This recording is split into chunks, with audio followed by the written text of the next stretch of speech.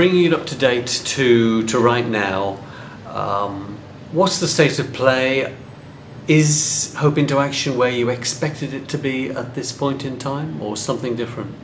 I saw 2 years ago that every church could support a house with 2 vulnerable people in it. And now we have, very soon, 10 churches in Peterborough supporting a house with 2 guys in it. And what excites me is the fact that we've got Christians, many of whom have got loads of passion. They're sitting in churches, loads of passion, and we've enabled them to engage in a meaningful way with people who happen to be in a vulnerable situation. And they're engaging in a relational way. And that to me really excites me. And equally, people are sharing their wealth with the poor in a new way. They're sharing hundreds of thousands of pounds by buying property, and they're sharing that with the needy. And that is also an exciting 21st century enactment of Acts 4, where they said they shared all their possessions. Well, how do you share all your possessions in this? You don't have to give them all away. It didn't say they gave them all away. How do you share your wealth? Okay, well, we've come up with one way of doing that, and people are buying into it, people are investing in it, and it's having impacts on the vulnerable in their community. It's also enabling the church to reach out in a meaningful way to people in their community. So how many houses and how many tenants roughly right now? Right now, we've probably got about 9 houses, we've probably got about 20 tenants. That is tantamount to a hostel. So we, using Christian wealth, have created something out of nothing. We haven't had to go through planning permission, we haven't had to have a government grant. We've used Christian wealth, and we are now providing it effectively a hostel. We're actually running it cheaper than most hostels can run it, because we're utilising the volunteer capacity of churches to provide the support. And if we'd have been here 2 years ago when you were just starting out with Hope into Action, and said in 2 years' time you'll have just what you just said in terms of 9 houses, 25 tenants, would you have been amazed, surprised, disappointed, or what? To answer that honestly, this is what I envisioned. It's pretty much what I envisioned where we would be. What I didn't envision is the support and interest we're beginning to get now from other cities. And I had no idea we'd be thinking about things about how we outreach into new cities, the kind of complexity that comes with that. That is something I'd never anticipated. Okay, well that leads me to my next question, which is to ask you, what do you see is the next stage of development for Hope into Action? I think there's a temptation to be satisfied. There's a temptation to say, hasn't God moved in Hope into Action in 2011 and 2012? Pat ourselves on the back and say, well done us.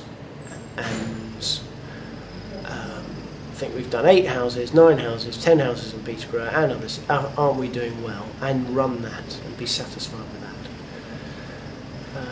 There are 2 issues. One, the need out there is massive. I got a phone call yesterday, I got an email yesterday, someone, we haven't got a home for them. I had someone again today, we'd love to house, it's perfect, we haven't got a home for them. The need out there is massive. People, when you speak to them, don't want to be in hostels. No one grows up and goes, yeah, I really want to be in a hostel when I'm older. So I think what we're providing is meeting a need that is there and is real, and I think church is the best place to meet it. I think they can do a better job, frankly, than anyone else. So I think the need's out there. I think also there is a sense that if God has,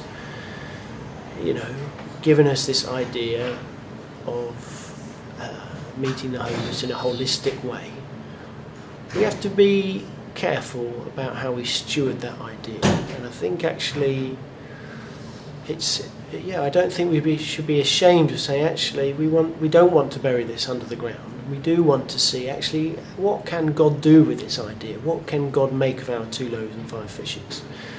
And actually, if we've done it in Peterborough, we've got now, the churches are getting a good name in Peterborough because they're doing something meaningful.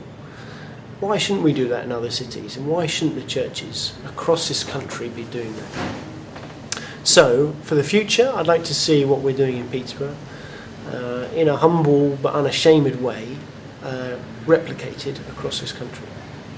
On a personal note, Ed, I think of you as being a sort of a Christian entrepreneur, a self-starter, somebody who doesn't need somebody to G them up. You just get on with it, quite self-contained, quite capable of just driving things through. I don't know whether you recognise any of those characteristics, but can I ask you this? What does team mean to you? I think team, I believe, if you take from the standard that God has made everyone good at something, God has given everyone a talent. If you're part of the Hope into Action team, or any team, what are your talents that you're good at? Every job has got some boring stuff to do, right? We've all got to do admin and stuff we don't particularly like or not particularly good at. But as much of your day, if you are talented at X or if you're talented at Y, how can we enable those talents to be used for as much of the day as much as possible, and how can we train you in those talents so you can be as good as you possibly can be for the kingdom?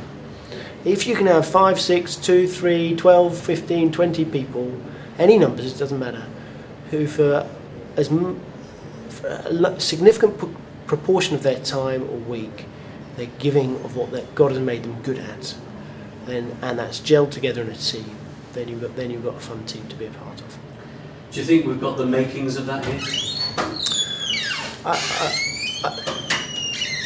Here, it's been a real joy to have seen how people have come forward and come together, and how different talents have come forward at just the point we've needed them. I'll tell you, I started once sitting at my church and looking across me and seeing 4 people and just thinking, if only those 4 people could get together, we could cane this problem. Those 4 people are now our trustees. Well, if that talent exists on one pew, in one church, in one city, imagine how much talent can be harnessed if you're giving people the effective and the appropriate vehicle. And from those 4 people, we've had other people from my churches and other churches that come together, and God is effectively moulding into a team, and that's a real joy to be a part of. Okay, thank you very much for your time up here on the foyer with all the noise of the lifts and people coming and going for lunch. But that's great. Thank you very much for your time. Yeah, absolutely first class. You're so much in there, you don't know. Oh dear. I'll vanish. We've got some power over you now, you see. Yeah, so,